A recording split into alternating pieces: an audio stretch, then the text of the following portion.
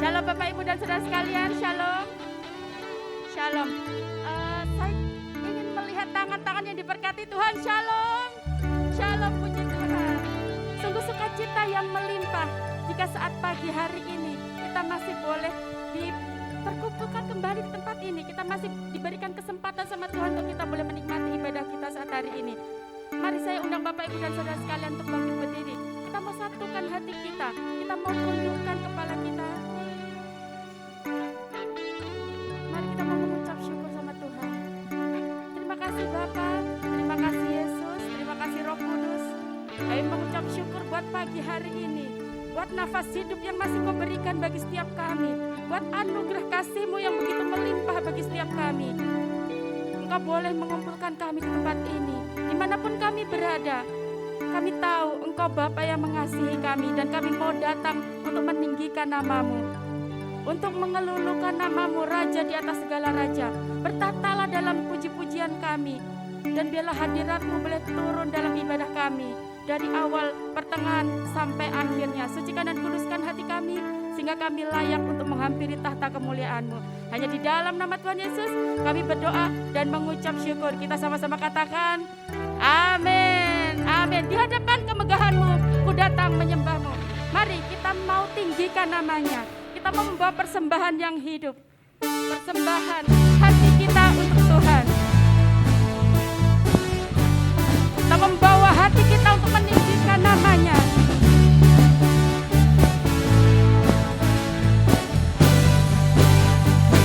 Di hadapan kemegahan-Mu, hadapan kemegahan-Mu, ku datang menyembah-Mu, membawa hatiku, membawa hidupku. Ku teringat kasih setiamu di dalam setiap langkahku. Sungguh Engkau baik di dalam hidupku. Engkau baik teramat. Engkau baik teramat. Engkau baik. Engkau baik teramat. Engkau baik Tuhan. Engkau baik teramat. Lebih lagi di hadapan kemegahan-Mu. Kemegahan-Mu, kami mau datang meninggikan nama-Mu Bapa. Membawa hatiku, membawa hidupku, membawa hidupku. Haleluya. Ku teringat kasih setiamu di dalam setiap langkahku. Sungguh Engkau baik di dalam hidupku. Engkau baik teramat. Engkau baik Tuhan. Engkau baik teramat. Engkau baik teramat. Engkau baik teramat. Haleluya, berikan sorak-sorai yang meriah buat Tuhan. Haleluya, sungguh Dia Allah yang baik, Dia Allah yang mengasihi kita. Silakan duduk Bapak Ibu dan Saudara sekalian. Saat pagi hari ini, bila setiap kita boleh mengambil keputusan bahwa apapun yang terjadi dalam kehidupan kita, kami mau meninggikan nama-Mu Bapa, karena sungguh besar setiamu dalam kehidupan setiap kami. Engkau yang rela mati bagi setiap kami, Engkau yang mencurahkan darah-Mu bagi setiap kami. Dan mari lebih lagi kita memasuki dalam hadirat Tuhan. Kita mau siapkan hati kita lebih lagi untuk menyembah Tuhan, untuk meninggikan namanya. Lebih dalam ku menyembah. Sungguh besar setiamu Bapa dalam kehidupan setiap kami. Saat hari ini kami mau mengambil keputusan untuk meninggikan nama-Mu.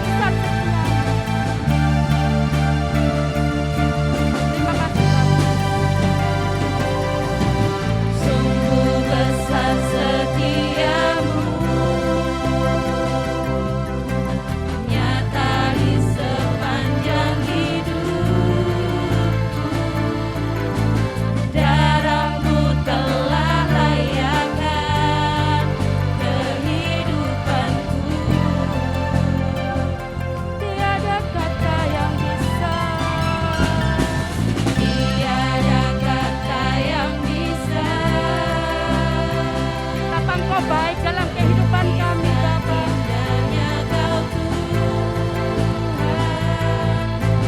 bagimu segala pujian dan kemuliaan. Kutinggikan Engkau Tuhan, Tinggikan Engkau Tuhan, melebihi segalanya. lebih dalam ku menyembah dalam roh dan kebenaran. Ku tinggikan Engkau Tuhan, melebihi segalanya, lebih dalam ku menyembah dalam roh dan kebenaran. Ku tinggikan Engkau Tuhan, melebihi Segalanya Bapa. lebih dalam ku menyembah dalam roh dan kebenaran. Lebih lagi ku tinggikan Engkau Tuhan,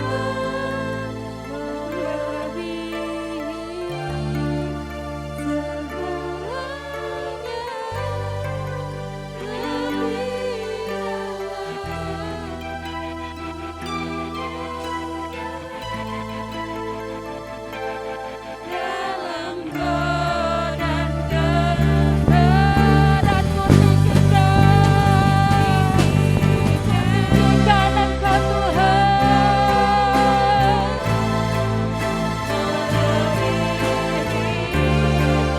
segalanya.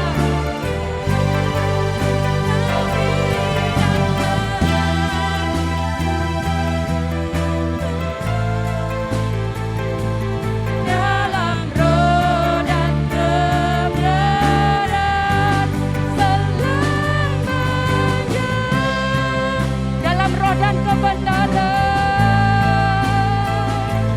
Dalam roh dan kebenaran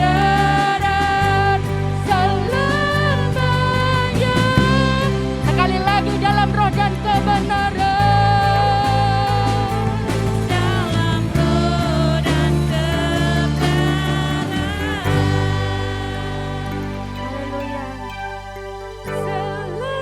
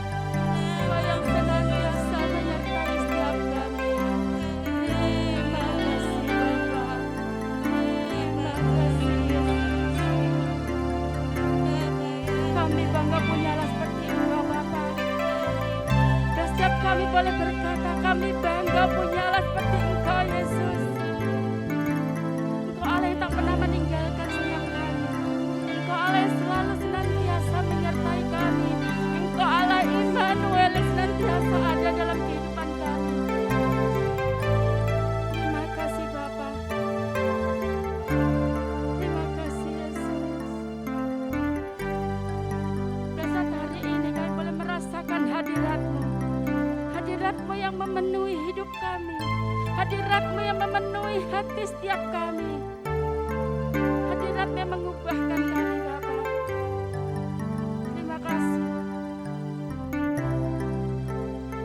Yang mau lebih lagi masuki hadirat-Mu Bapa, untuk kebenaran firman-Mu.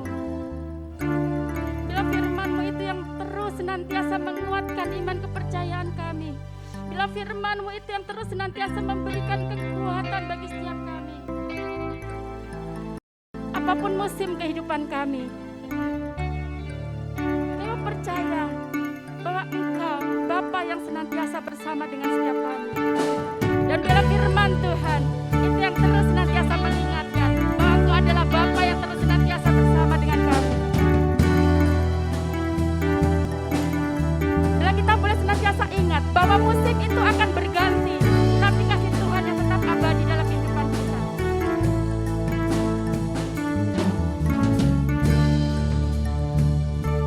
Engkau ada bersamaku.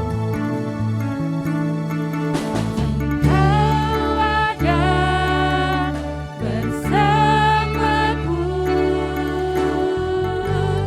di setiap musim hidupku. Tak pernah Kau biarkan ku sendiri.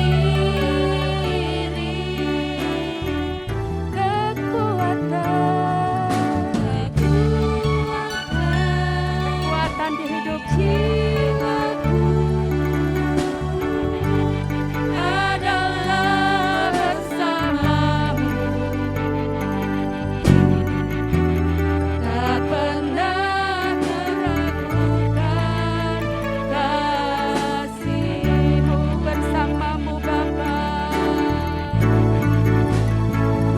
bersamaku, Bapa. Ku lewati semua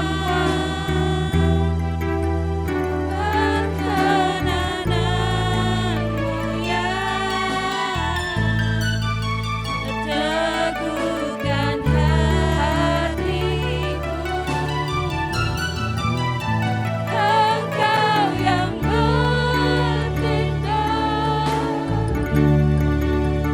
memberi pertolongan.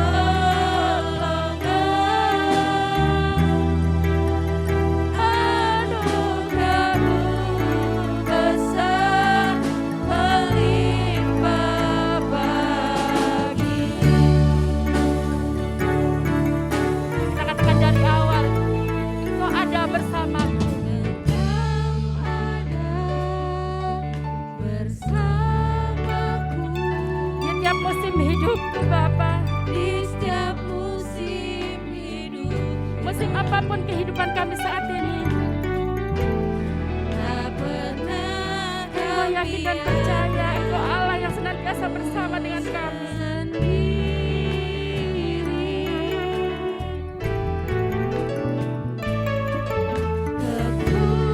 Kekuatan di jiwaku adalah bersamamu. Tak pernah ku ragukan kasih-Mu.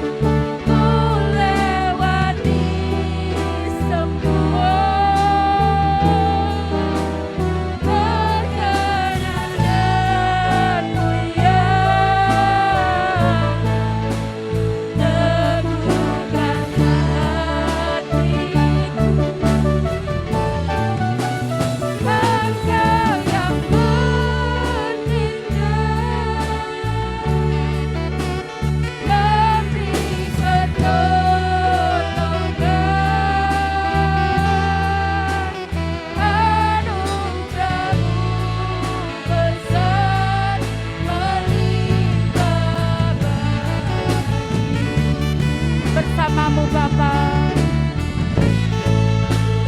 Bersamamu Bapa. Saya undang jemaat Tuhan untuk menyambut kebenaran firman Tuhan. Saya undang untuk bangkit berdiri.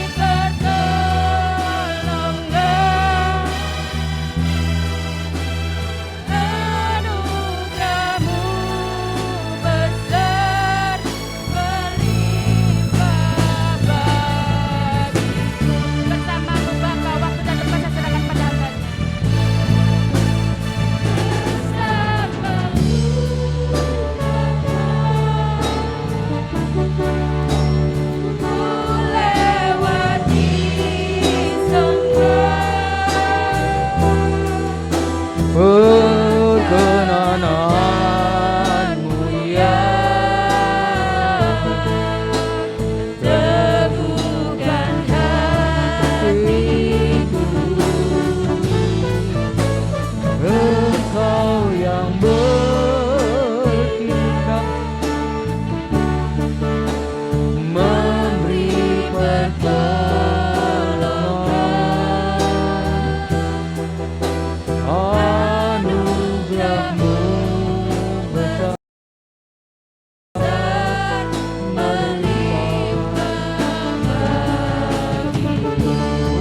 anugerahmu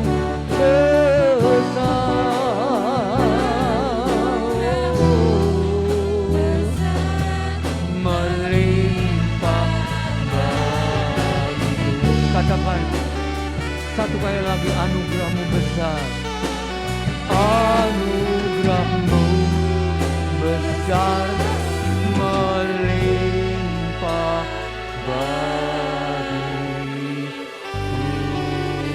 Beri kemuliaan bagi Dia, Raja atas segala raja. Terpujilah Engkau, Allah Bapa pencipta langit dan bumi. Kami bersyukur Tuhan pada pagi hari ini, di mana kami boleh kembali mengadakan ibadah tatap muka Tuhan. Kami bersyukur dengan semangat dan kerinduan jemaat-Mu Tuhan untuk datang kepadamu. Berkatilah ibadah ini dan berkatilah kami semua Tuhan, dengan berkat jasmani rohani yang limpah dan hati kami yang terikat terpaut kepadamu Tuhan, sehingga kami boleh terus memuliakan Engkau Tuhan, sampai satu saat kami kembali masuk ke dalam rumah abadi. Terima kasih Bapa.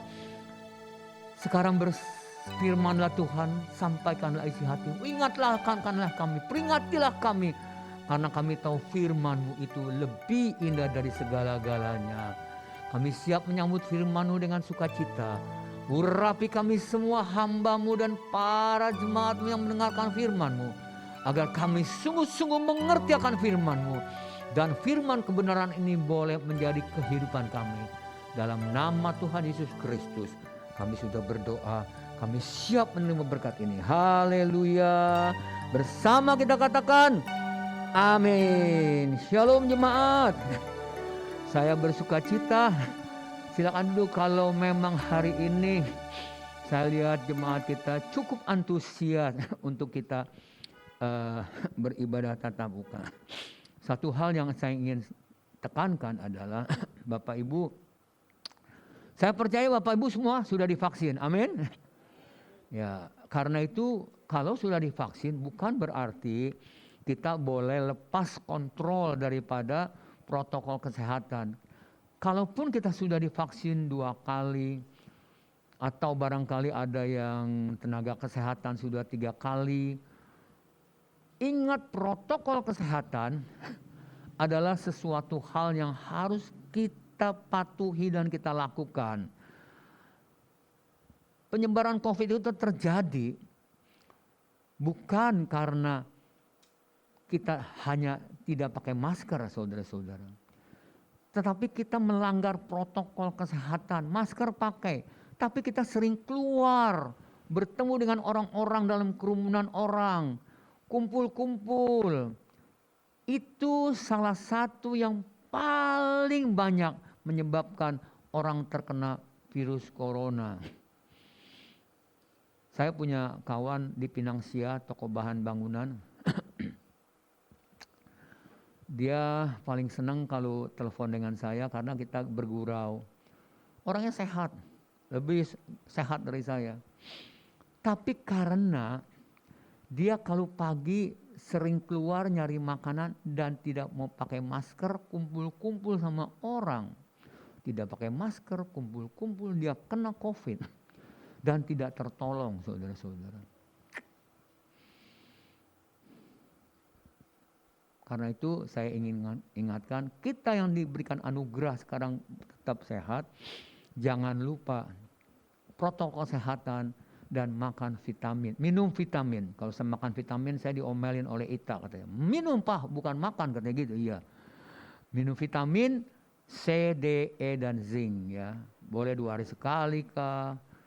Ya, sesuaikan dengan kebutuhan kita supaya kita tetap sehat. Karena apa? Karena masalah COVID ini barangkali adalah menjadi sesuatu yang akan tetap bersahabat dengan kita. Sampai kapan kita nggak tahu. Jadi masker, protokol kesehatan yang 5M tolong dilaksanakan. Kenapa? Karena kita harus berjaga-jaga dan berhati-hati. Bapak Ibu, kita harus berjaga-jaga dan berhati-hati. Di dalam hidup ini bukan hanya terhadap virus corona. Kita harus berjaga-jaga. Ada hal-hal lain yang kita harus berjaga-jaga. Kalau virus corona kita tahu ini penyakit, kita berjaga-jaga. Tetapi ada hal lain yang tidak kita sadari, kita tidak berjaga-jaga. Inilah kesempatan untuk kita masuk dalam perangkap. Coba kita baca di dalam 1 Petrus pasal keempat ayat ketiga. 1 Petrus 4 ayat ketiga. Ya, kalau sudah siap katakan amin. Kita baca bersama-sama, semua membaca. 2, 3. Sebab telah banyak waktu kamu pergunakan untuk melakukan kehendak orang-orang yang tidak mengenal Allah. Kamu telah hidup dalam rupa-rupa hawa nafsu, keinginan, kemabukan, pesta pora, perjamuan minum, dan penyembahan berhala yang terlarang. Saudara perhatikan, saya baca ulang. Sebab telah banyak waktu kamu pergunakan untuk melakukan kehendak orang-orang yang tidak mengenal Allah. Kamu telah hidup dalam rupa-rupa hawa nafsu. Jelas, hawa nafsu itu nggak bagus. Keinginan. Apakah keinginan salah nggak? Keinginan salah nggak? Kemudian kemabukan, jelas. Pesta pora. Pada waktu itu pesta pora itu cenderung ditumpangi dengan perbuatan-perbuatan asusila, jelas. Perjamuan minum, mabuk-mabukan, jelas. Penyembahan hak berhala, jelas. Semua itu tidak sesuai kehendak Tuhan. Kalau keinginan, kenapa keinginan masuk? Mungkin belum kita pikirkan ketika membaca ayat ini. Sebab telah banyak waktu kamu pergunakan untuk melakukan kehendak orang-orang yang tidak mengenal Allah. Orang-orang yang tidak mengenal Allah antara lain hidup dalam keinginan. Nah, saudara-saudara, kalau orang-orang yang tidak mengenal Allah punya keinginan, itu dia katakan salah. Kalau orang yang mengenal Allah punya keinginan, salah atau tidak? Sepintas kita katakan tidak salah, Pak. Betul. Betul, tidak salah. Sepintas kita katakan tidak salah. Tetapi apakah keinginan yang dimaksud dengan kata-kata ini? Keinginan dalam Kamus Bahasa Indonesia berarti adalah kehendak, hasrat, kemauan. Contohnya, ada orang berkeinginan mencoba telur burung merpati, kalau digoreng enak nggak ya? Nah, dia ingin mencoba. Itu hal yang baik-baik saja. Tetapi ada hal-hal lain yang keinginan itu mencoba tidak baik. Misalnya anak muda, karena dalam pergaulan mulai mencoba merokok. Merokok adalah gerbang pintu masuk narkoba. Terjelas itu bukan sesuatu yang baik. Ada orang lagi coba-coba hidup di dalam dugem, gemerlapnya malam. Kalau ditanya kenapa kamu? Saya mau cari pengalaman, Pak, supaya saya tahu bedanya antara hidup di luar dugem dan di dalam dugem. Wah, kelihatannya bagus, kelihatannya positif. Tetapi baguskah ini? Tidak. Keinginan itu hati-hati, saudara-saudara. Apa yang menjadi keinginan kita itu bersumber dari hatimu. Sedangkan hati adalah sumber kehidupan. Lalu Pak, apakah manusia hidup tidak boleh punya keinginan? Tentu tidak. Tidak. Ada keinginan-keinginan yang memang harus kita miliki karena kita hidup. Saudara, ingin hidup ya harus makan.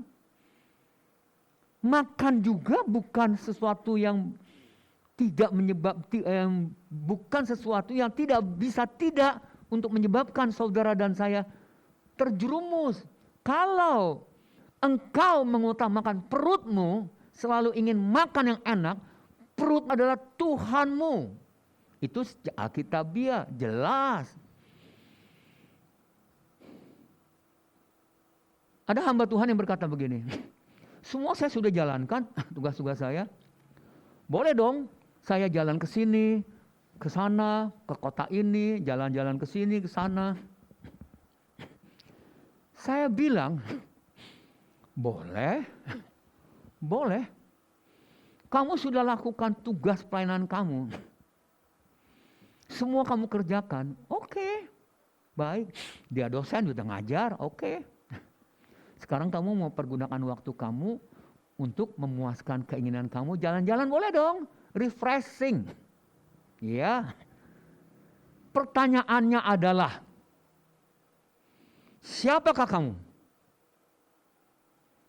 Bercerminlah dalam firman Tuhan. Siapa kita?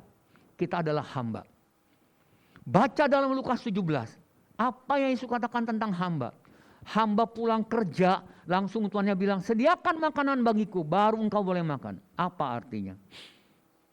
Kalau kita hamba, kita harus menyadari, kita bukan tidak boleh ingin ke sana, bentar ke kota ini, baru belum lama nih pergi lagi ke sini, ke Bali, ke Bangka, kemana.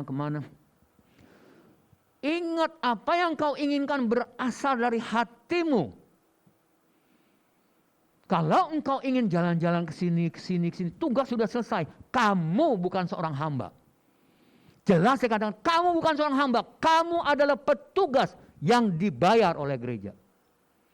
Kalau kamu hamba, kamu serahkan hidupmu sepenuhnya dalam tangan Tuhan. Kalau kita punya sesuatu, kita tanya Tuhan, Tuhan apa yang kau kehendaki dengan adanya waktu ini kah? Dengan adanya berkat yang berkelebihan kah? Sepintas, memang. Ya kita kan perlu refreshing, oke. Apa ukuran refreshing? Apa ukuran yang kita butuhkan? Saya mau katakan saudara-saudara dan saya, kita anak-anak Tuhan, hamba-hamba Tuhan. Standar kita adalah Alkitab. Tidak ada standar lain. Mau gak mau saudara-saudara. Firman Allah. Karena itu kita hidup dengan satu standar. Keinginan kita pun harus menjadi keinginan yang sesuai dengan standar Allah. Kenapa? Mungkin pertama kita anggap ya, saya kan cuman refreshing. Iya betul. Saya kan cuma ya diajak makan ke sini, ke sana. Saya ajak keluarga saya makan ini, makan ini. Keseringan makan enak, akhirnya makannya mau selalu enak. Coba kita perhatikan di dalam Galatia pasal 5 ayat 17 sampai 21. Keinginan yang ada pada kita harusnya keinginan yang sesuai dengan perintah dan kehendak Allah. Galatia 5 ayat 17 sampai 21. Mari kita baca bersama-sama. 2, 3. Sebab keinginan daging berlawanan dengan keinginan roh, dan keinginan roh berlawanan dengan keinginan daging, karena keduanya bertentangan.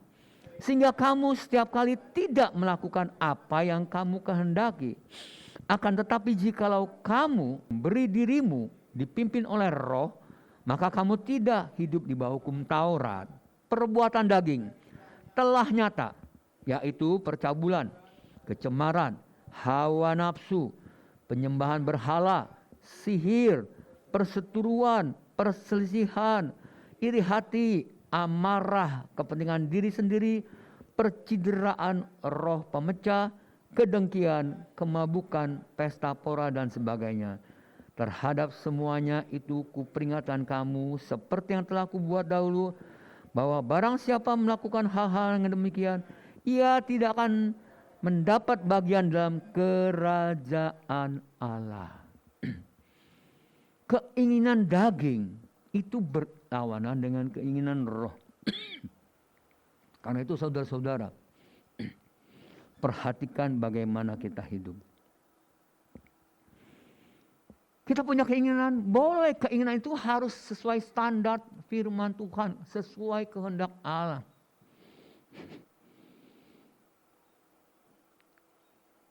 Memang kita harus berhati-hati ketika kita punya keinginan. Kita harus menyelidiki, lihat hati kita. Apakah hati kita terikat kepada keinginan itu lebih daripada terikat kepada Allah Bapa? Jangan sampai keinginan kita itu mengikat kita lebih daripada keinginan kerinduan kita menghadap Bapa. Tidak peduli hamba Tuhan sebagaimana siapapun juga, sebesar apapun juga. Hati kita harus betul-betul terikat hanya kepada Dia. Keinginan kita, kerinduan kita hanya dekat dengan Tuhan. Amin. Amin. Ini yang utama, saudara-saudara. Kenapa?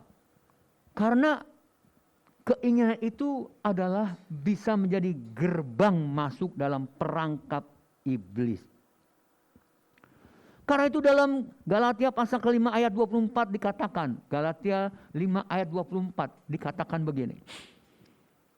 Barang siapa menjadi milik Kristus Yesus, ia telah menyalibkan daging dengan segala hawa nafsu dan keinginannya. Siapa yang saudara dan saya menjadi milik Kristus, kita sudah menyalibkan daging kita dengan segala hawa nafsunya dan keinginannya. Seperti saya katakan, keinginan itu adalah pintu masuk gerbang atau celah yang dapat digunakan oleh iblis untuk menangkap kita. Iblis tidak pernah berhenti untuk siap menangkap saudara dan saya, menjatuhkan kita. Karena itu dia mencari kesempatan yang paling tepat. Kesempatan itu bukan nakut-nakutin kita, saudara-saudara. Seringkali kesempatan itu melalui sebuah umpan. Umpan yang sangat menarik.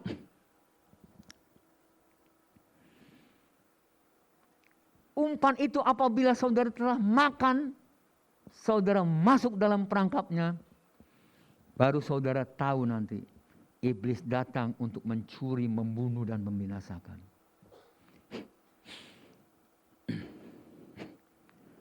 Saudara tahu bagaimana cara membasmi rayap yang agak sederhana dan gampang? Gak usahlah semprot-semprot. Kalau saudara tahu di mana di rumah saudara banyak rayap, tapi saudara harus rajin. Taruh kayu, kardus yang dibasahkan, taruh. 3 hari, siapkan baygon, angkat, cek saudara lihat, banyak rayap, semprot, masuk ke lubangnya, porek sedikit, semprot. Karena rayap senang kalau kardus basah, kayu-kayu yang lembek, kayu yang empuk-empuk, saudara-saudara. Bagaimana kalau kita mau menangkap tikus? Pakai jebakan tikus. Di dalam jebakan itu ditaruh apa? Ikan asin. Makanan-makanan yang jadi kesenangan tikus. Tikus masuk, dia makan jebret, ketutup, masuk perangkap. Nah, saudara-saudara, karena itu hati-hati terhadap sesuatu yang kita anggap, wah, haleluya, berkat Tuhan nih. Tunggu dulu, hati-hati saudara-saudara. Seringkali apa yang menyenangkan hati kita, yang kita lihat, waduh paling nikmat nih. Waduh, Tuhan berkati kita. Itu justru perangkap iblis. Kenapa? Kalau cuma sekali, barangkali tidak terlalu masalah. Tetapi kalau seringkali berulang-ulang, hati-hati. Karena itu dalam pergaulan pun, karena itu firman Tuhan katakan, pergaulan yang buruk merusak kebiasaan yang baik. Kenapa? Karena kita bergaul dengan seseorang, enak, orangnya baik, bisa dia tukar pikiran. Kemudian kita mulai diskusi mengenai agama. Kita tidak punya landasan yang kokoh tentang iman Kristen. Cepat atau lambat saudara-saudara bisa satu hari akan berkata, La ilaha illallah Muhammad Rasulullah. Hati-hati. Hati-hati saya bilang. Saya bukan ngomong kosong. Sudah banyak bukti. Kenal. Anak perempuan kenal cowok baik segala macam. Tapi tidak seiman. Hati-hati. Pria baik dengan seorang wanita. Lemah lembut. Wah, penuh kasih sayang. Menarik. Mungkin sama seperti apa Manopo tuh? Amanda Manopo barangkali ya. Barangkali. Hati-hati. Bisa tertarik saudara-saudara. Mari kita belajar dari pengalaman apa yang terjadi di Alkitab. Bagaimana Adam dan Hawa itu jatuh di dalam dosa. Kalau kita lihat dalam Kejadian pasal 3 ayat 1 sampai 6. Coba kita baca. Supaya hari ini kita lebih mengerti dan membuat kita lebih berhati-hati. Introspeksi diri, mawas diri. Kejadian pasal 3 ayat 1 sampai 6. Kita baca bersama-sama. 2, 3, semua baca. Adapun ular ialah paling cerdik dari segala binatang di darat yang dijadikan oleh Tuhan Allah. Ular itu berkata kepada perempuan itu, tentulah Allah berfirman, semua pohon dalam taman ini jangan kamu makan buahnya, bukan? Lalu saut perempuan itu pada ular itu, Buah pohon-pohonan dalam taman ini boleh kami makan kok. Tetapi tentang buah pohon yang ada di tengah-tengah taman, Allah berfirman, jangan kamu makan atau kamu raba buah itu, nanti kamu mati. Tetapi ular itu berkata kepada perempuan itu, sekali-kali kamu tidak akan mati. Tetapi Allah mengetahui bahwa pada waktu kamu memakannya, matamu akan terbuka dan kamu akan menjadi seperti Allah, tahu tentang yang baik dan yang jahat. Perhatikan kalimat selanjutnya. Kita baca semua, baca. 2, 3. Yang keras. Itu melihat. Perempuan itu melihat. Sekali lagi. Perempuan itu melihat bahwa buah pohon itu baik untuk dimakan dan sedap kelihatannya. Lagi pula pohon itu menarik hati karena memberi pengertian. Lalu ia mengambil buahnya dan dimakannya, diberikannya juga kepada suaminya yang bersama-sama dengan dia. Dan suaminya memakannya. Ini adalah umpan. Kenapa? Buka celah untuk sebuah percakapan. Ketika ular itu sudah mengarahkan sesuatu yang salah, harusnya Hawa bilang, salah kamu, titik. Tapi masih membuka celah. Sampai akhirnya ular itu memperdaya Hawa. Kamu gak akan mati. Tapi kalau kamu makan itu, kamu menjadi seperti Allah. Lalu ayat mengatakan perempuan itu melihat, mendengar, pikir, masuk ke hati. Dari mana datangnya lintah? Dari sawah turun sekali. Dari mana datangnya cinta? Dari mata? Ini yang terjadi. Hawa melihat. Wah. Dia lihat, masuk, turun ke hati. Karena itu perempuan itu melihat bahwa buah pohon itu baik untuk dimakan dan sedap kelihatannya. Lagi pula pohon itu menarik hati karena memberi pengertian. Secara singkat saya katakan, lupa Hawa kepada perintah Tuhan. Adam dikasih makan, lupa dia kepada perintah Tuhan. Hal keinginan memang berkaitan erat dengan apa yang kita lihat. Karena kita tahu melihat itu menggunakan mata yang dianugerahkan oleh Tuhan, dan apa yang kita lihat seringkali turun kepada hati dan pikiran kita. Karena itu hati-hati pergunakan mata. Kalau mata kita pergunakan salah, saudara-saudara, itu berefek. Contohnya Daud, ketika sore-sore hari dia jalan di atas loteng, dia lihat, siapa itu? Wih, oh nggak boleh. Bukan ditutup, saudara-saudara. Nggak boleh. Tapi lihat, nggak boleh. Waduh, makin nggak boleh, makin timbul keinginannya, saudara-saudara. Coba kalau dia lihat gitu, tidak boleh. Suruh tutup itu. Pasangin atap. Wah, ini pencobaan nih. Nah gitu dong. Dia jalan nih. Jangan. Wah, ini gak bagus ini. Gak boleh. Bukan ditutup, saudara-saudara. Akibatnya apa? Perzinahan. Karena itu, saudara-saudara, Tuhan itu mengingatkan kepada kita di dalam Matius pasal ke-6 ayat 19 sampai 22. Tuhan mengingatkan kepada kita dalam Matius pasal 6 ayat 19 sampai 24 maksud saya. Kita baca. 2, 3. Janganlah kamu mengumpulkan harta di bumi. Di bumi ngengat dan karat merusakkannya, dan pencuri membongkar serta mencurinya. Tetapi kumpulkanlah bagimu harta di surga. Di surga ngengat dan karat tidak merusakkannya, dan pencuri tidak membongkar serta mencurinya. Karena di mana hartamu berada, di situ juga hatimu berada. Saya kira saudara sudah ngerti lah ayat ini. Kalau kamu hanya mikirkan harta di dunia, di mana hartamu berada, di situ hatimu berada. Hati kita terikat di dunia ini juga. Tapi selanjutnya dilanjutkan oleh firman Tuhan, mata adalah pelita tubuh. Jika matamu baik, teranglah seluruh tubuhmu. Jika matamu jahat, gelaplah seluruh tubuhmu. Jadi jika terang yang ada padamu gelap, betapa gelapnya kegelapan itu. Sampai situ saudara-saudara. Kalau terang yang ada pada kita gelap, betapa gelapnya hidup kita. Dimulai dari mana? Mata. Karena itu hati-hati dengan mata kita.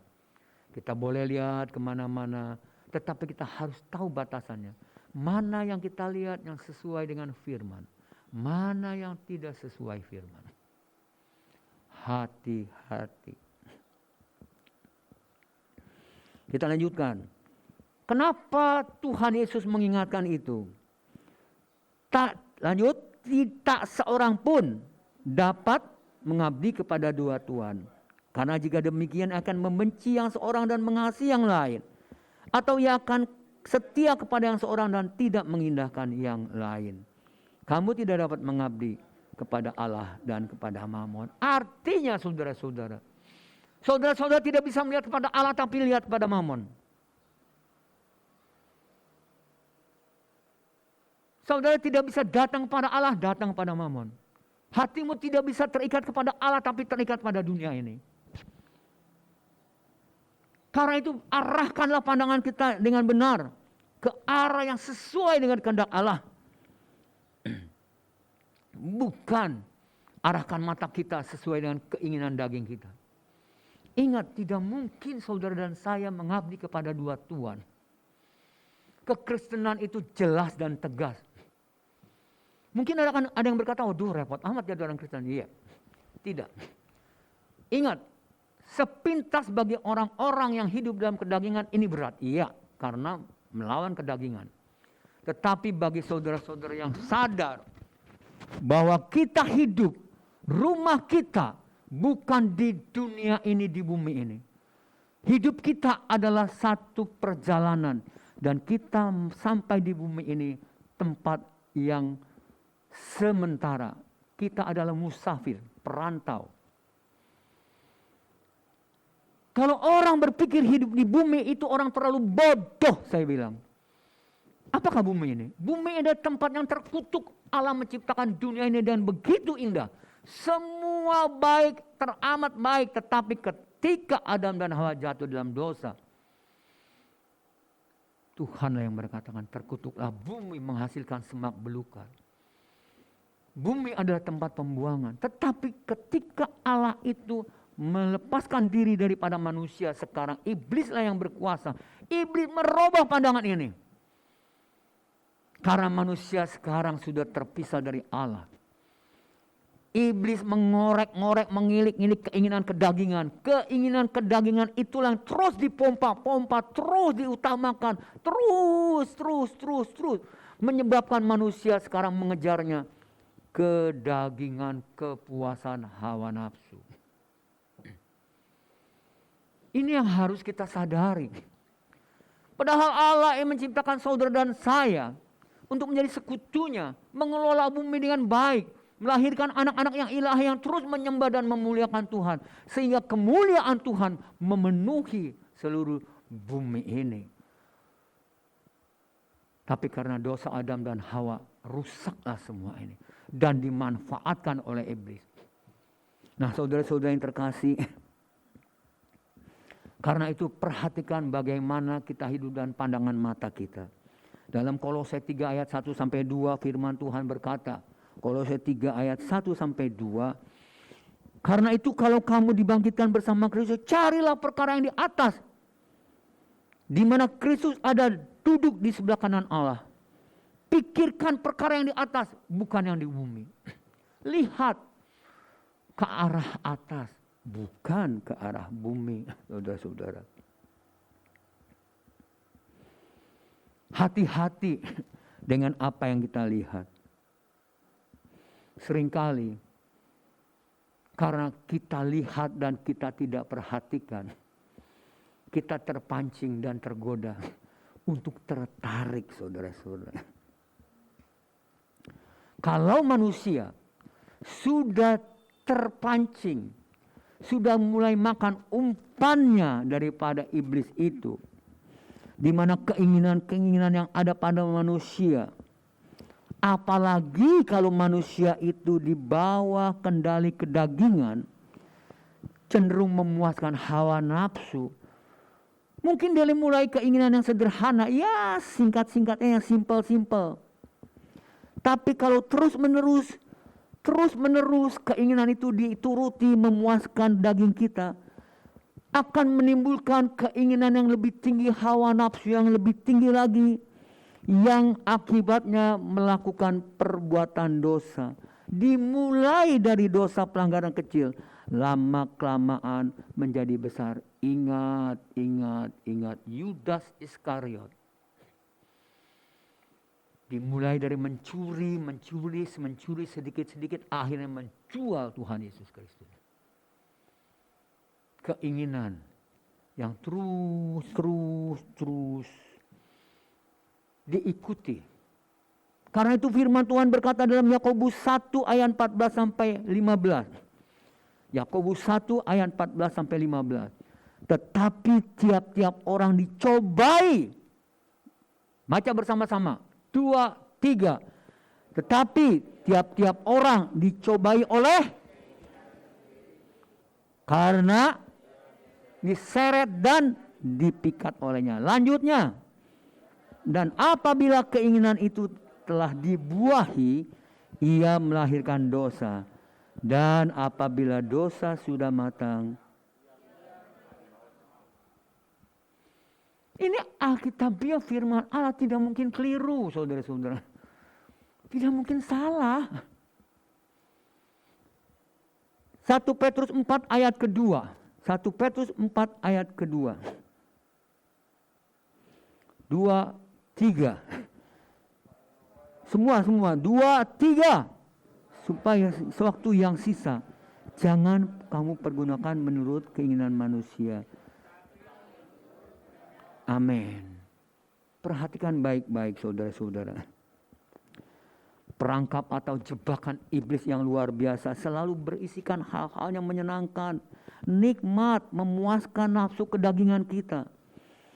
Karena itu apabila nafsu kedagingan, nafsu duniawi telah menguasai saudara dan saya, sekali lagi saya katakan, kalau saja nafsu dunia dan keinginan daging kita telah menguasai kita, saudara-saudara dan saya bisa menjadi buta, mata melihat tapi tidak tahu apa yang dilihat. Dikasih nasihat, jangan begitu, jangan lanjutkan, jangan, tetap aja jalan terus.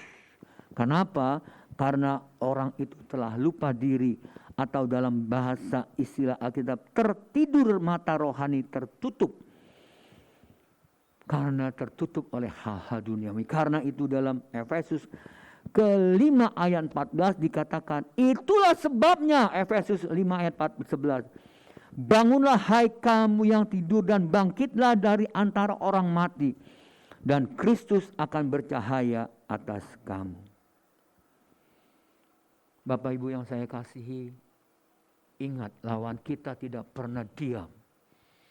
Iblis seperti singa yang mengaum-ngaum keliling kita dan siap menerkam. Siapa yang dapat diterkamnya? Jangan buka celah.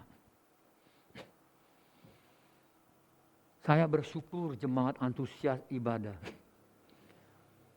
Tetapi jujur saya katakan, datanglah ke gereja dengan kerinduan hati. Dan bukan hanya di gereja, di rumah pun saudara harus punya kerinduan untuk dekat kepada Tuhan. Untuk mengerti firman Tuhan. Karena apa? Itulah yang akan menyelamatkan saudara. Firman kebenaran itu yang memerdekakan. Iblis selalu menyediakan perangkap di mana saja. Iya. Hobi bisa menjadi perangkap, saudara-saudara. Karena itu saya dengan sedikit tegas berkata, Jangan ada sesuatu pun yang menjadi berhala di hadapan Tuhan kita. Anakmu, cucumu, pekerjaanmu, uangmu, hobimu dan semua. Tidak ada. Yang terutama adalah Tuhan. Utamakan Tuhan di atas segala-galanya. Amin. Utamakan Tuhan di atas segala-galanya. Maka Tuhan akan nyata dalam hidup kita. Nah, tentunya kita tidak cukup tahu hal ini sampai di sini. Persoalannya sekarang bagaimana kita harus berjaga-jaga. Kita harus mengerti, kita harus waspada. Apa yang harus kita lakukan? Yang pertama perhatikan baik-baik. Yakobus 4 ayat 4 berkata begini. Kita baca bersama 2, 3. Hai kamu orang yang tidak setia. Tidak tahukah kamu bahwa persahabatan dengan dunia adalah permusuhan dengan Allah? Jadi barang siapa hendak menjadi sahabat dunia, ia menjadikan dirinya musuh Allah. Karena itu kita harus tahu mengapa firman Tuhan berkata, hai kamu orang yang tidak setia, tidak tahukah kamu bahwa persahabatan dengan dunia. Apa yang dimaksud dengan persahabatan dengan dunia? Yang dimaksudkan dengan persahabatan dengan dunia adalah sesuatu yang menyenangkan flesh, daging. Pak, kalau saya kerja keras, apakah itu persahabatan di dunia? Saya tidak kata.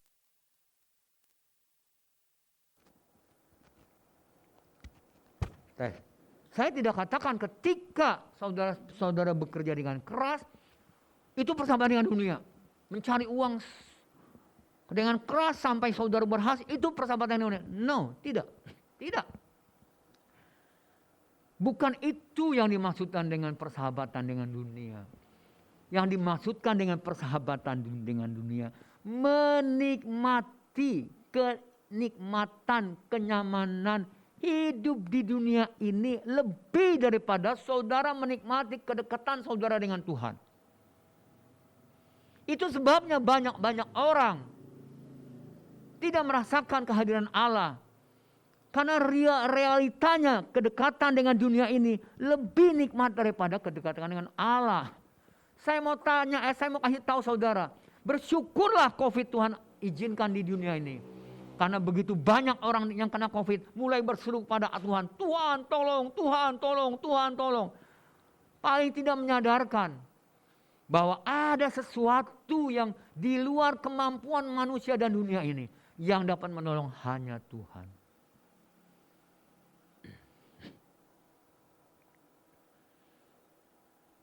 Jangan saudara pikir kalau kerja keras lalu sukses itu salah. No, tidak salah. Yang salah setelah kita berhasil lalu kita merasa ini adalah milik kita dan kita mau menikmati sepuas-puasnya, itu yang salah. Semua berkat datang dari Allah karena berkat Tuhan yang menjadikan kamu kaya.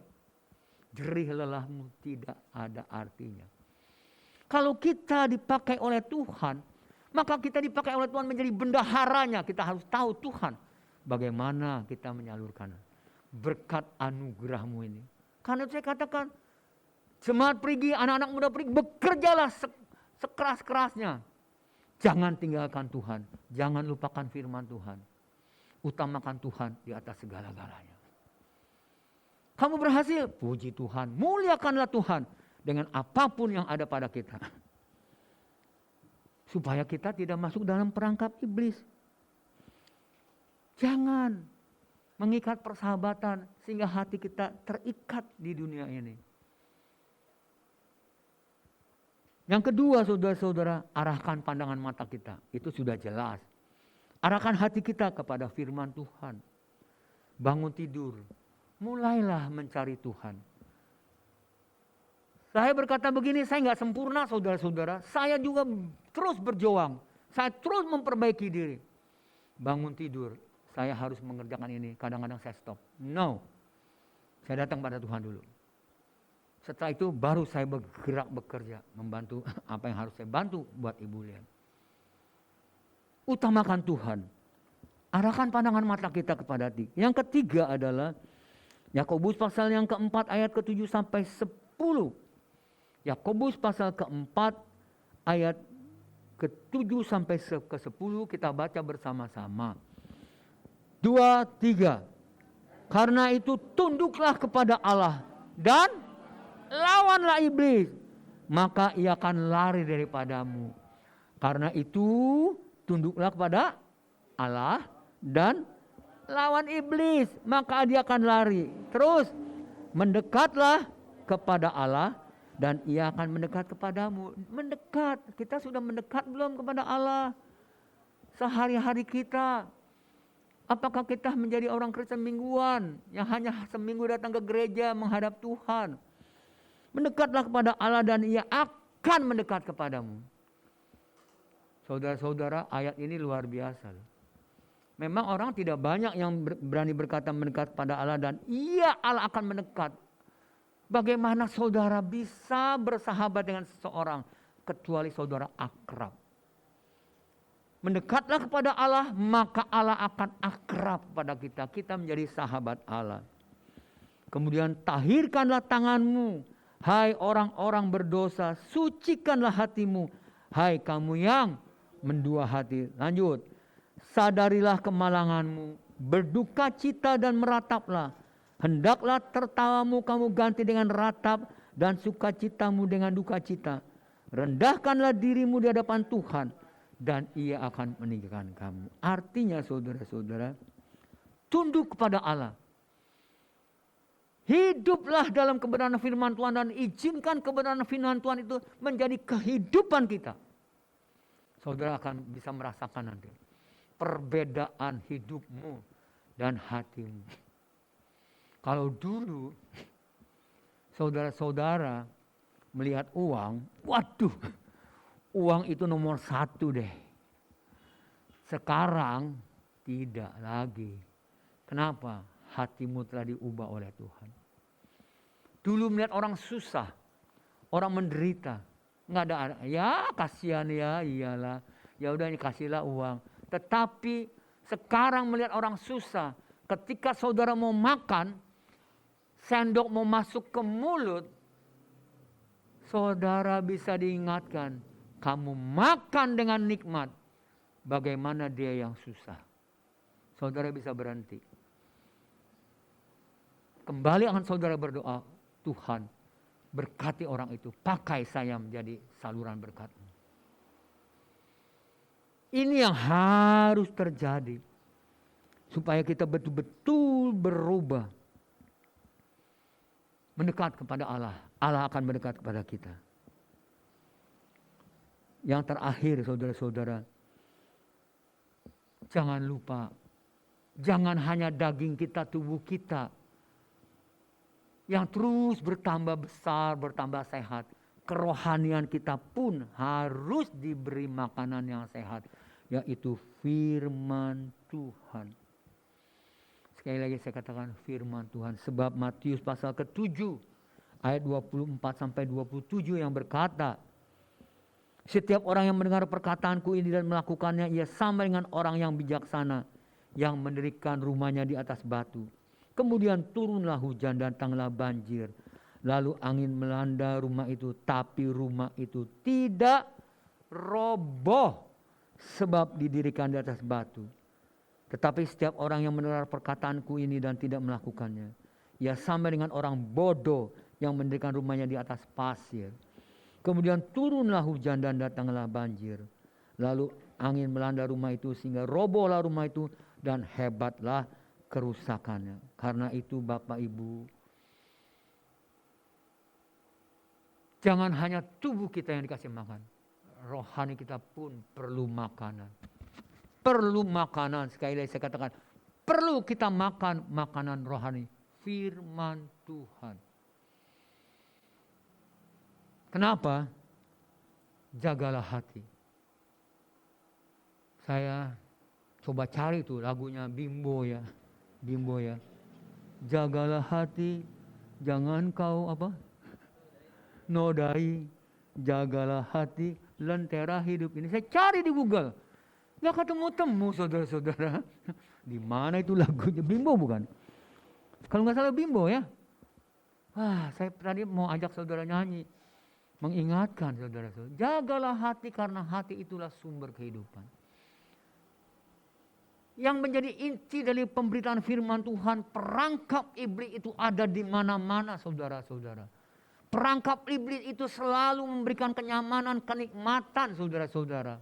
Umpan-umpannya begitu menarik, menyenangkan hati dan kedagingan kita.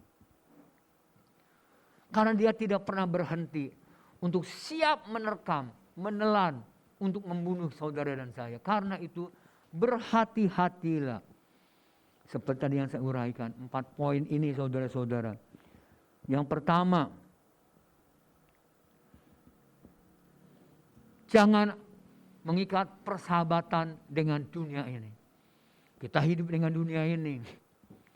Tapi bukan artinya hati kita terikat dengan dunia ini. Sebab ketika engkau mengikatkan hatimu dengan dunia ini, engkau menjadi musuh Allah. Yang kedua, arahkan pandangan mata kita hanya kepada Dia, ke atas di mana Tuhan Yesus Kristus ada.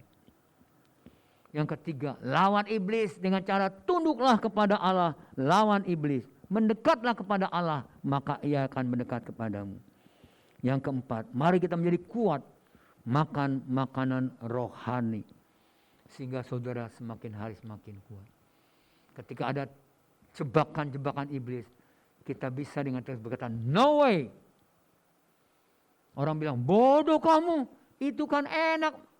No way, kamu gak tahu. Ada madu, di balik madu itu racun, saudara-saudara. Karena itu marilah Bapak Ibu yang dikasihi Tuhan Yesus Kristus. Kita hidup menjadi anak-anak Tuhan yang berhikmat, yang cerdas. Yang kita memiliki kecerdasan karena firman Tuhan. Kiranya Tuhan mengingatkan saudara-saudara, memberkati kita. Kita berjalan di masa yang akan datang dengan tuntunan Roh Kudus dan kebenaran firman Tuhan menjaga langkah-langkah kita. Amin untuk firman Tuhan.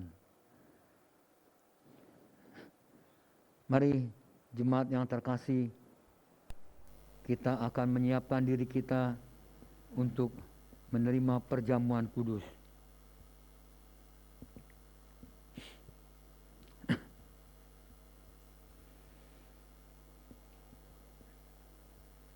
Mari siapkan roti dan anggur yang telah dibagi-bagikan. Apakah ada jemaat yang belum mendapatkan roti perjamuan ini?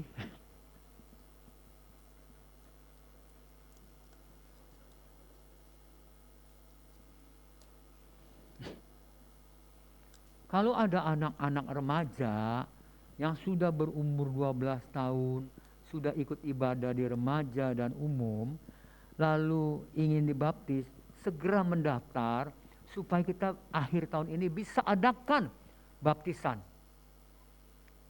Nanti akan dipandu oleh Pak Markus, ya, mungkin juga Ibu Yanti bisa membantu, semua banyak-banyak orang yang bisa membantu. Supaya setelah dibaptis kamu mengenal kebenaran, bisa terima perjamuan kudus.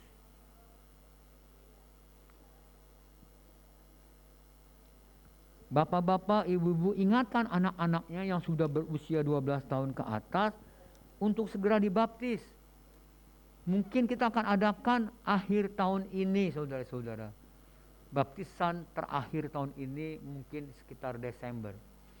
Baik, mari jemaat kita bangkit berdiri.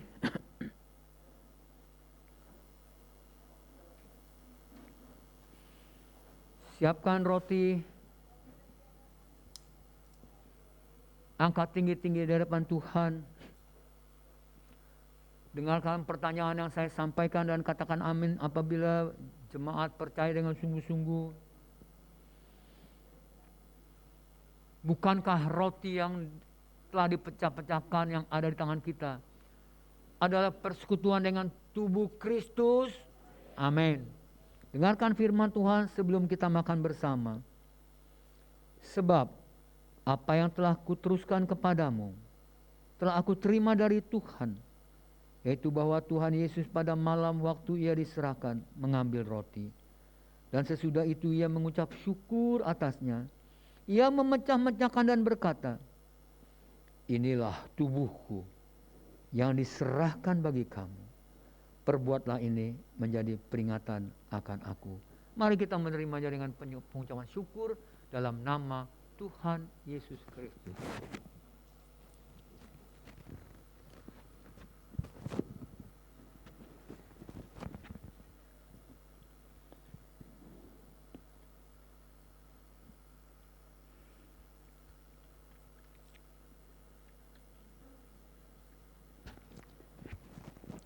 Mari kita angkat tinggi-tinggi cawan pengucapan syukur. Dan kembali saya tanyakan kepada jemaat, apabila engkau percaya dengan sungguh-sungguh, katakan amin dengan suara yang jelas dan tegas. Bukankah cawan pengucapan syukur yang atasnya kita mengucap syukur adalah persekutuan dengan darah Kristus? Amin. Dengarkan firman Tuhan sebelum kita minum bersama. Demikian juga ia mengambil cawan sesudah makan lalu berkata, cawan ini adalah perjanjian baru yang dimeteraikan oleh darahku. Perbuatlah ini setiap kali kamu meminumnya menjadi peringatan akan aku. Mari kita minum bersama-sama dalam nama Tuhan Yesus.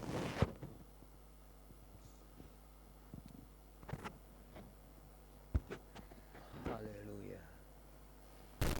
Haleluya, haleluya.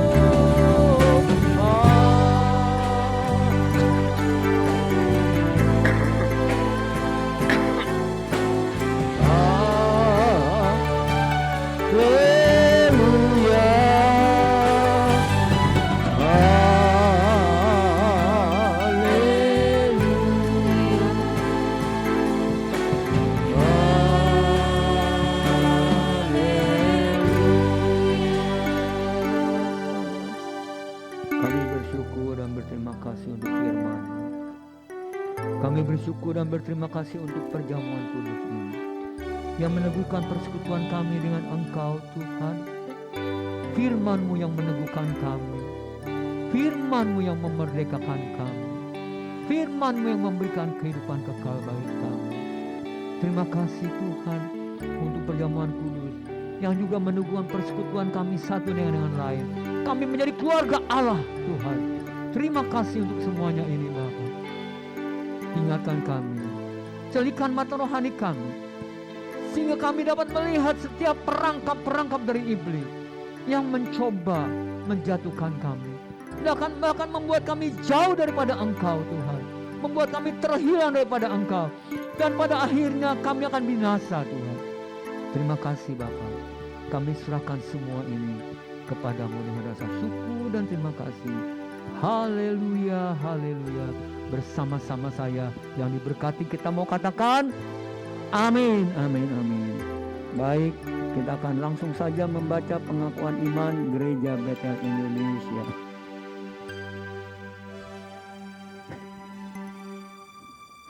Cuma mohon diperhatikan bahwa nanti ketika kita membaca pada kalimat iman GBI, yaitu setiap orang yang bertobat harus dibaptis secara selam dalam nama Bapa, Anak, dan Roh Kudus, yaitu dalam nama Tuhan Yesus Kristus, yaitu kita tidak baca. Jadi setiap orang yang bertobat harus dibaptis secara selam dalam nama Bapa, Anak, dan Roh Kudus, dalam nama. Oke? Baik, mari kita baca pengakuan iman Gereja Betel Indonesia. Pengakuan iman Gereja Betel Indonesia, Alkitab Perjanjian Lama dan Perjanjian Baru adalah firman Allah yang diilhamkan oleh Roh Kudus. Allah yang Maha Esa itulah Allah Tritunggal, yaitu Bapa, Anak, dan Roh Kudus, tiga pribadi di dalam satu. Yesus Kristus adalah anak tunggal, dilahirkan oleh perawan Maria yang dinaungi Roh Kudus, bahwa Yesus telah disalibkan, mati, dikuburkan dan dibangkitkan pada hari yang ketiga dari antara orang mati, bahwa ia telah naik ke surga dan duduk di sebelah kanan Allah Bapa sebagai Tuhan, Juru Selamat dan Pengantara kita. Semua manusia sudah berdosa dan kehilangan kemuliaan Allah sehingga harus bertobat dan berpaling kepada Allah untuk menerima pengampunan dosa. Pembenaran dan kelahiran baru terjadi karena iman di dalam darah Yesus Kristus yang dikerjakan oleh Roh Kudus. Setiap orang yang bertobat harus dibaptis secara selam dalam nama Bapa, Anak, dan Roh Kudus, dalam nama Tuhan Yesus Kristus. Penyucian hidup adalah buah kelahiran baru karena percaya dalam darah Yesus Kristus yang dikerjakan oleh kuasa firman Allah dan Roh Kudus. Karena itu kesucian adalah azat dan prinsip hidup umat Kristen. Baptiskan Roh Kudus adalah bab karunia Tuhan untuk semua orang yang telah disucikan hatinya. Tanda awal baptisan Roh Kudus adalah berkata-kata dalam bahasa roh sebagaimana diilhamkan oleh Roh Kudus. Perjamuan kudus dilakukan setiap kali untuk meneguhkan persekutuan kita dengan Tuhan dan satu dengan yang lain. Kesembuhan ilahi tersedia dalam korban penebusan Yesus untuk seorang. Tuhan Yesus akan turun dari surga untuk membangkitkan semua umatnya yang telah mati dan mengangkat semua umatnya yang masih hidup, lalu bersama-sama bertemu dengan dia di udara. Kemudian ia akan datang kembali bersama orang kudusnya untuk mendirikan kerajaan 1000 tahun di bumi ini. Pada akhirnya semua orang yang mati akan dibangkitkan, orang benar akan bangkit pada kebangkitan yang pertama dan menerima hidup kekal. Tetapi orang jahat akan bangkit pada kebangkitan yang kedua dan menerima hukuman selama-lamanya. Haleluya. Mari bersama-sama angkat tangan kita, katakan moto keluarga besar GBI Perigi. Seluruh keluarga besar GBI Perigi menjadi warga kerajaan Allah yang siap masuk dalam kekekalan. Haleluya. Mari kita berdoa, doa Bapa kami. Bapa kami yang di surga, dikuduskanlah namamu, datanglah kerajaanmu, jadilah kehendak-Mu di bumi seperti di surga. Berikanlah kami pada hari ini makanan kami yang secukupnya, dan ampunilah kami akan kesalahan kami, seperti kami juga mengampuni orang yang bersalah kepada kami. Dan janganlah membawa kami ke dalam pencobaan, tetapi lepaskanlah kami daripada yang jahat. Karena Engkaulah yang punya kerajaan dan kuasa dan kemuliaan sampai selama-lamanya. Amin. Silakan duduk, jemaat yang terkasih. Nanti barangkali ada yang menyampaikan pengumuman. Ada ini dia atau siapa yang sudah mempersiapkan pengumuman? Sebelumnya izinkan saya, saudara-saudara, mendapat undangan bersyarat. Undangan bersyarat. Gitu. Mungkin saudara-saudara ada yang sudah membaca di info GBI Prigi, ya. Sudah baca ya, bahwa direncanakan kalau Tuhan menghendaki dan memberkati, bahwa pada hari Sabtu 9 Oktober tahun 2021 jam 11, putri pertama dan anak kesatu-satunya dari Ibu Yanti Asikin dengan almarhum Bapak Irwan akan menikah dengan Mustafa. Jadi anaknya Ibu Yanti namanya Dr. Gigi Indriani Oktaria, spesialis pros, apa saya nggak tahu lah, ya.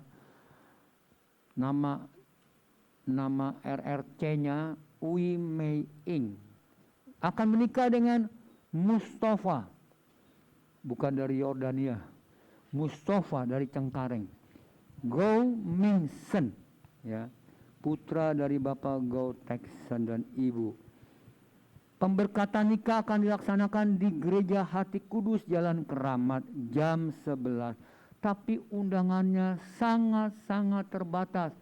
Hanya 20 orang yang boleh ikut. Termasuk pastornya, termasuk pelayannya, termasuk pengantinnya, dan keluarga. Hanya 20 orang. Dan setiap orang yang ikut dalam pemberkatan itu harus menunjukkan surat antigen. Kemudian pada hari Sabtu, hari yang sama, tanggal 9 Oktober jam 6 sampai jam 8 malam, ada resepsi. Saudara-saudara diundang yang memang berkesempatan. Karena dalam masa-masa COVID ini kita sendiri menjaga jangan sampai masuk dalam kerumunan orang, ya. Bertempat di Hotel Ciputra Jakarta. Kalau Hotel Ciputra itu mungkin lebih dikenal dengan Citraland. Citraland, ya. Citraland.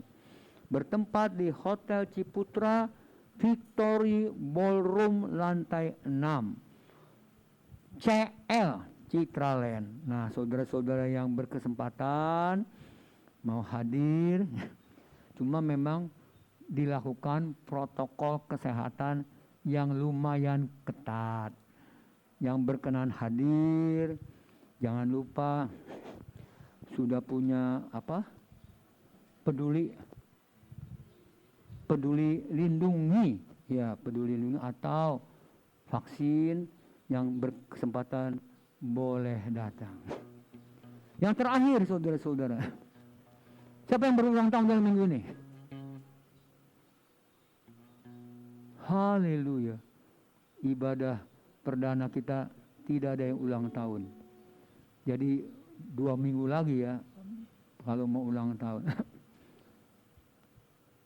Atau nanti 2 minggu lagi yang berulang tahun dalam bulan Oktober. Nah, boleh kumpul, kita doa, ya. 2 minggu lagi jangan lupa kumpul kita. Karena ini sudah lama kita tidak lakukan. Saya rindu sekali mendoakan supaya Tuhan memberkati jemaat yang saya kasihi. Baik, mari kita bangkit berdiri. Naikkan pujian, Engkau ada bersamaku di tiap musim hidupku.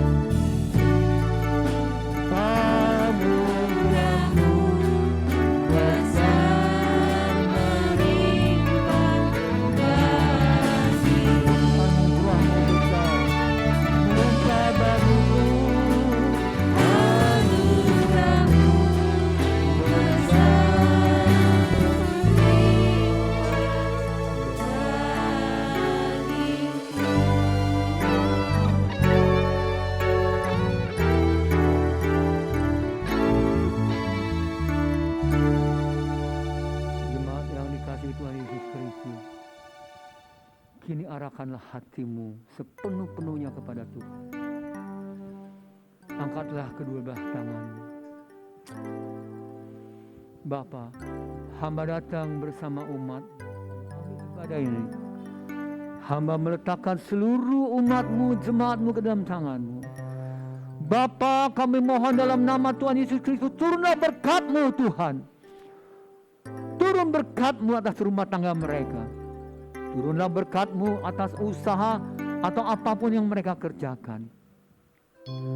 Turunlah berkat dan penyertaan-Mu bagi mereka, anak-anak-Mu yang masih bersekolah atau kuliah. Jadikan mereka orang-orang yang berhasil. Mereka orang-orang yang memuliakan Engkau dengan segala anugerah dan keberhasilannya. Mereka bawa semua hanya untuk kemuliaan nama-Mu saja Tuhan. Jaga kesehatan mereka. Jauhkan mereka daripada sakit penyakit, daripada virus corona. Jauhkan Tuhan dari virus-virus sikungunya maupun demam berdarah. Kiranya pasukan malaikat-Mu dan bala tentara kerajaan-Mu itulah Tuhan yang sanggup menyertai, memagari dan membentengi kami semua. Kami hamba serahkan domba-domba-Mu ini ke dalam tangan-Mu.